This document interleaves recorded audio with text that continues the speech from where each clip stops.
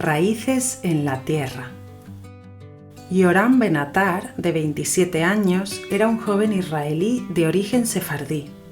Su familia vivía en Haifa, pero sus abuelos hablaban con nostalgia de Sefarad y de cómo sus antepasados habían salido de Toledo en 1492 con apenas unas ropas y un libro de rezos.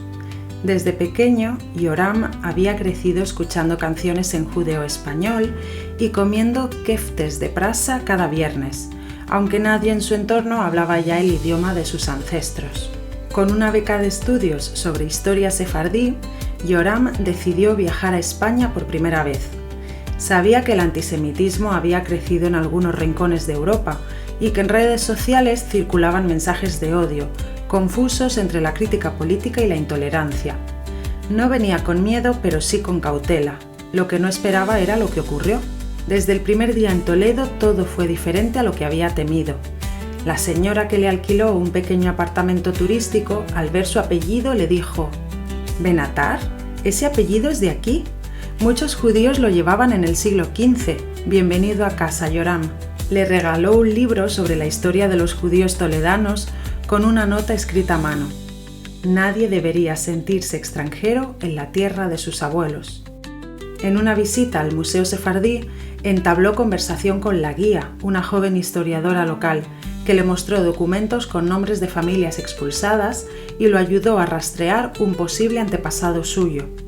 Cuando Yoram mencionó, algo incómodo, su preocupación por el clima actual respecto al antisemitismo, ella le respondió con firmeza: «Yo no comparto esas ideas y mucha gente aquí tampoco. España tiene una deuda histórica con los sefardíes. Si estás aquí, es que estamos empezando a saldarla. Por favor, no identifiques los discursos políticos con el pensar de los españoles. Nuestra sangre es tan judía como la tuya y tu sangre es tan española como la mía». Yoram no pudo evitar emocionarse. En Córdoba visitó la sinagoga del siglo XIV y se emocionó hasta las lágrimas al leer en voz baja parte del Shema Israel inscrito en la piedra. Una pareja de jubilados andaluces lo vio emocionado y se le acercó. Al saber que era judío y que venía de Israel para descubrir sus raíces, el Señor le dijo: «Ojalá todos nuestros jóvenes hicieran lo mismo con sus raíces, da igual de dónde sean.